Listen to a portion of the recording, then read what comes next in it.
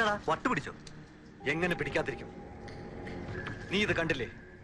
നിരവധി ഉദ്യോഗസ്ഥന്മാരുടെയും മജിസ്ട്രേറ്റിന്റെയും ഒക്കെ സാന്നിധ്യത്തിൽ തൂക്കിക്കൊന്നവന്റെ ഒരു കിടപ്പേ. മരിച്ച് കബറടക്കം കഴിഞ്ഞ് സ്വർഗത്തിൽ നിന്ന് തിരിച്ചു വന്നിരിക്കുക. ഇനി നരകത്തിലോട്ടെ ഇവനെ ഞാൻ വിടൂ. അയാളോടുള്ള വൈരാഗ്യം തീർക്കുകയോ അയാളെ നരകത്തിലേക്ക് വിടുകയോ ഒക്കെ ചെയ്യുന്നതിനേക്കാൾ നമുക്ക് പ്രധാനം ഇപ്പൊ ഈ വാർത്ത വിറ്റ് കാശാക്കാന്നുള്ള. ഒരു 2 ലക്ഷം രൂപയെങ്കിലും ആ മലയാള ഭൂമിയിൽ നമുക്ക് മേടിക്കണം. 2 ലക്ഷം? പിന്നല്ലാതെ ലോകം മുഴുവൻ ഞെട്ടാൻ പോകുന്ന ഒരു വാർത്തയും ചിത്രങ്ങളും ആ മേശപ്പുറത്തും ഇട്ട് കൊടുക്കാൻ പോകുന്നത്. 2 അല്ല 4 ലക്ഷം തന്നു വാങ്ങാൻ ആളുണ്ട് ഇവിടെ.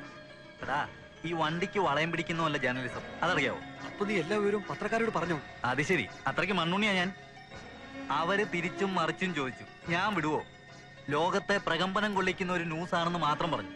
രാവിലെ ഫോട്ടോയുമായി ചെന്ന് സംസാരിക്കാന്നാ പറഞ്ഞു. നീ വന്നേ, പോകാം.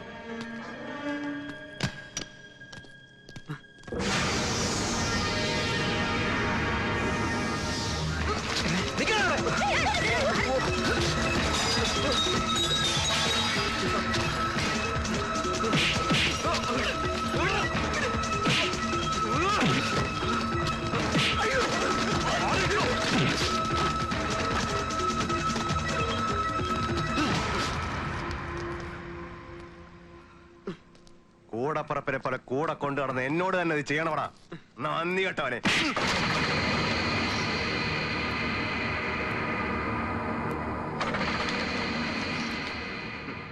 ഇത് വെച്ച് വില പേച്ച് കാണും നീ അല്ലേ? ഞങ്ങളുടെയൊക്കെ ജീവൻ പണയം വെച്ച് നിനക്ക് പണക്കാരനാവണം അല്ലേ? നിനക്ക് കാശാണ് വേണ്ടെങ്കിൽ എന്നോട് ചോദിക്കാനില്ലടാ പട്ടി. ഡോക്ടർ സാറേ, ഈ പടങ്ങൾ കൊടുത്ത് കാശ് വാങ്ങുന്നതിന്റെ സുഖം നിങ്ങൾക്ക് മനസ്സിലാവില്ല. ഇത് നഷ്ടപ്പെട്ട എന്റെ ജീവിതത്തിന്റെ വിലയാ, അറിയോ? ഇന്നലെ വരെ ജോൺ സാർ പറയുന്നെല്ലാം എന്തും ഞാൻ കേട്ടിരുന്നു. അതുകൊണ്ടാ സാറ് പറഞ്ഞപ്പോ ആംബുലൻസ് എടുത്ത് ഞാൻ ഓടിയത്. പക്ഷേ ആരെ രക്ഷിക്കാനും നിങ്ങൾ എന്നെ ഉപയോഗിച്ചെന്നറിഞ്ഞപ്പോ എനിക്ക് പുച്ഛമാ ഡോക്ടർ ജോണിനോട് തോന്നിയത്. പരമപുച്ഛം.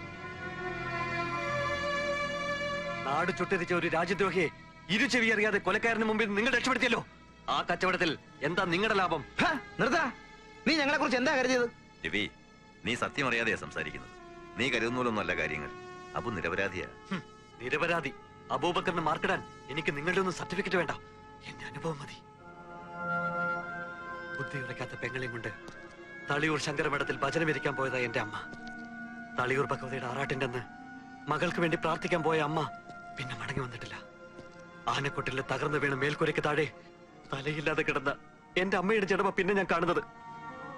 ചികിത്സിച്ചാൽ മാറുമായിരുന്ന എന്റെ പെങ്ങളുടെ ബുദ്ധിഭ്രമം മുഴുവൻ ഭ്രാന്തായി മാറി. അവനാ ആ ദ്രോഹി ഇതിനെല്ലാം കാരണം. എന്റെ ജീവിതം അവൻ തകർത്തത്.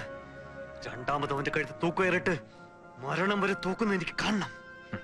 രവി, നിന്റെ മനസ്സെനിക്ക് അറിയാൻ കഴിയുന്നുണ്ട്.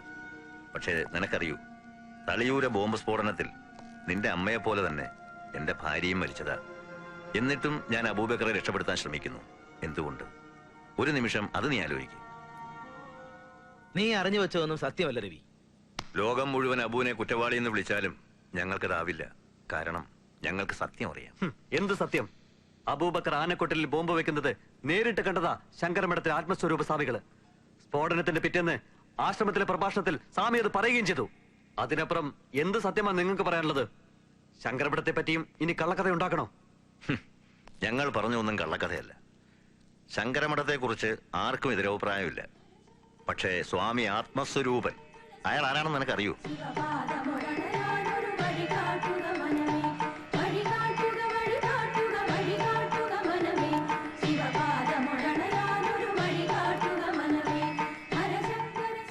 സ്വാമി ആത്മസ്വരൂപനെ ഇന്നും പ്രാർത്ഥനയ്ക്ക് കണ്ടില്ല. ഹോസ്പിറ്റൽ കോംപ്ലക്സിന്റെ കാര്യങ്ങൾക്കായി മന്ത്രിയെ കാണാൻ പോകുന്നു പറഞ്ഞിരുന്നു. ആശുപത്രിയും വിദ്യാഭ്യാസ സ്ഥാപനങ്ങളും ഒക്കെ നല്ലത് തന്നെ. പക്ഷേ ആശ്രമത്തിലെ ദിനചര്യകൾ പോലും മുടക്കി കച്ചവടത്തിന് ഇറങ്ങേണ്ടതുണ്ടോ? സ്വാമി വരുമ്പോ നമ്മെ കാണാൻ പറയൂ.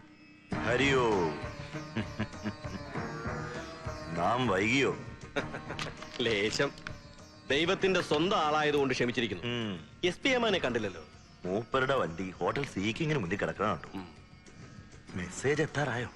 അതൊക്കെ എത്തിക്കഴിഞ്ഞു. കറിയാച്ചനോട് വന്നിട്ട് സംസാരിക്കാം. വന്നു തോന്നുന്നു. ആ സഫർ പറഞ്ഞ സ്ഥലത്ത് ഇപ്പൊ RDX എത്തിച്ചിട്ടുണ്ടാവും. അത് സ്വാമിയുടെ കയ്യിൽ ഏൽപ്പിച്ച പിന്നെ അയാളുടെ പണി കഴിഞ്ഞല്ലോ. അതെ, അത് കഴിഞ്ഞുള്ളതാണല്ലോ തല പോണ പണി. നമസ്കാരമുണ്ട്.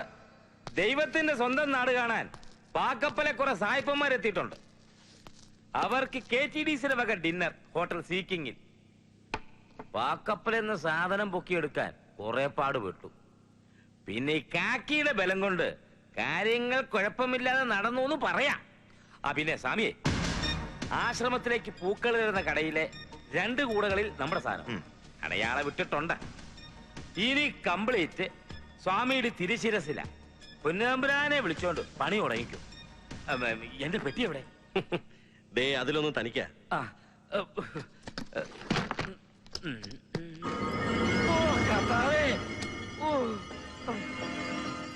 എന്റെ പരിമല തിരുമേനി, 3 മാസം കൂടുമ്പോഴെങ്കിലും ഇങ്ങനെ ഓരോ കേസ് ഒത്തു വന്നിരുന്നെങ്കിൽ തറവാടൊന്ന് പച്ച പിടിച്ചേനെ. മുഹമ്മദ് സാറേ, എങ്ങനെയൊക്കെയാ പരിപാടി? കോടിക്കണക്കിന് കാശ് തരുന്നവരോട് കൂറ് കാണിക്കണമല്ലോ. ദേ എന്തിനും അടിയാൻ റെഡി. നിർദ്ദേശം കിട്ടിയാ സപ്പറിന്റെ നിർദ്ദേശപ്രകാരം നാളെ രാത്രി 10 മണിക്ക് തളിയൂരമ്പലത്തിലെ തിടമ്പെഴുന്നള്ളിപ്പ് സമയത്ത് ജനങ്ങൾ ഏറ്റവും കൂടുതൽ തിങ്ങി നിൽക്കുന്ന ആനക്കൊട്ടലിന്റെ അടുത്ത് സ്ഫോടനം നടക്കണം. 200 പേരെങ്കിലും മരിക്കുമെന്ന സപ്പറിന്റെ കണക്കൂട്ട്. എന്താ ഞെട്ടുന്നത്? ഒന്നുമില്ല. ഇതുകൊണ്ട് മാത്രമായില്ല, തളിയൂരമ്പലം കത്തി തീർന്ന പിറ്റേ ദിവസം താരേക്കാട്ട് മദ്രസയ്ക്കുള്ളില ബോംബ് വയ്ക്കാൻ പോകുന്നു. ഈ 2 സ്ഫോടനങ്ങളോട് കൂടി കേരളത്തിലേക്കുള്ള അൽ ജിഹാദിന്റെ പടയോട്ടത്തിന് തുടക്കം കുറിക്കും. താനെന്താണോ നോക്കുന്നത്? അതിന് വേറെ പണപ്പെട്ടി വരുവോടോ? മതി, അത് മതി. ഇമെയിൽ മെസ്സേജിൽ ആനക്കൊട്ടിലിന്റെയും അമ്പലത്തിന്റെയും ഡീറ്റെയിൽസ് വന്നിട്ടുണ്ട്. ദേ നോക്ക്.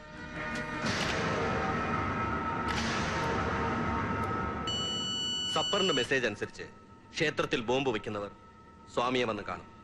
അവരെ വല്ല കാവിയോ പട്ടോ ഉടുപ്പിച്ച് സേഫായി അമ്പലത്തിലെത്തിക്കണം.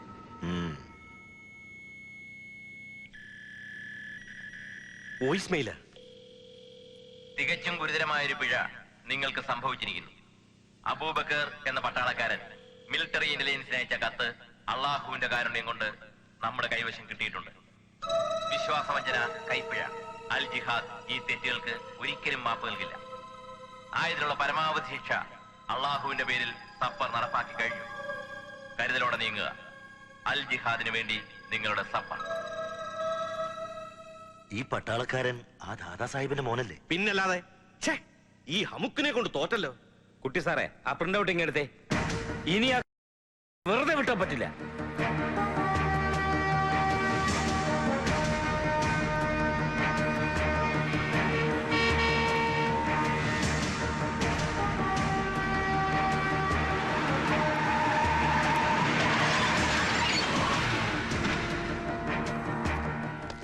ഇത് നമ്മുടെ ബാബുവിന്റെ വണ്ടിയല്ലേ?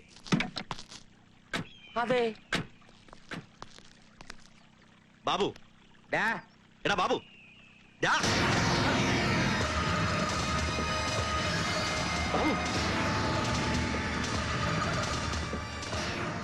ഇപ്പൊ മനസ്സിലായോ സപ്പറിന്റെ വിധി എന്താണെന്ന്? ഒരു 10-20 കിലോ കോഴി കൂടെ വേണം കുട്ടപ്പ. നേരത്തെ കൊണ്ടുപോയി തികയിലെന്നാണ് വെട്ടുകാരൻ പറയുന്നത്. അപ്പൊ നാളെ ഐശ്വര നിക്കാതെ പൊടി പൊടിക്കാൻ തന്നെ തീരുമാനം അല്ലേ? ഈ ക്ഷയരോഗം പിടിച്ച കോഴികളെ കൊണ്ടുപോയിട്ട് എന്തോന്ന് പൊടി പഠിക്കാനാ? ശരിയാ, വെറും എല്ലും തോലും മാത്രമേ ഉള്ളൂ. ഇതുങ്ങളെ ഈ ഹിന്ദി നടികളെ പോലെ സ്ലിം ബ്യൂട്ടി അവൻ നോക്കുന്നുണ്ടാ. ഇത് കണ്ട പൂജാഭദ്ര സ്റ്റൈൽ പിടി. ഒരു കുട്ട ഉണ്ടായിരുന്നെങ്കിൽ എല്ലാത്തിനെയും കൂടെ അതിലിട്ട് കൊണ്ടുപോകായിരുന്നു. കാർഗിൽ കുന്നിലൂടെ വലിയ പാറ്റൻ ടാങ്കും തോളിലേറ്റി പാകിസ്ഥാനിലേക്ക് പുല്ലുപോലെ നടന്നു പോയിട്ടുള്ള ആളെ അബുക്ക. പിന്നെയാണ് നിന്റെ 3-4 കോഴി. പട്ടാളത്തെ പിടിച്ച് കളിക്കരുത് കേട്ടോ കുട്ടപ്പ. നാളെ രാവിലെ കല്യാണത്തിന് നേരത്തെ എത്തിക്കണം കേട്ടോ. ഓ,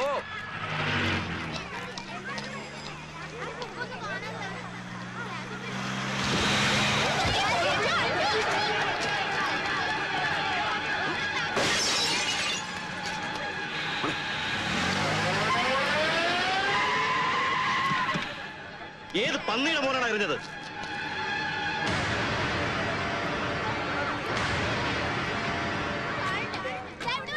എറിഞ്ഞത് ഞാനാ.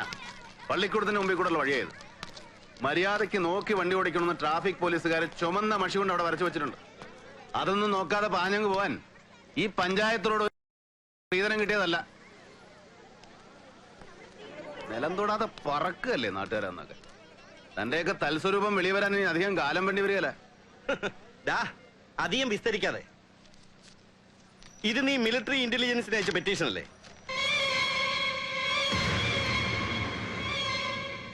MLA മുഹമ്മദ് കുട്ടി ചെര പഠിച്ചത് നീ പഠിച്ച കളരി നല്ലത് ഇപ്പൊ മനസ്സിലായല്ലോ. എടാ ഉവേ, നീ ഇത് എന്നാ കണ്ടോണ്ടേ നെകളിക്കുന്നേ? അന്ന് നിന്നെ പോലീസ് സ്റ്റേഷനിൽ നിന്ന് ഞാൻ കൊല്ലാതെ വിട്ടതേ ഈ MLA പറഞ്ഞിട്ടാ.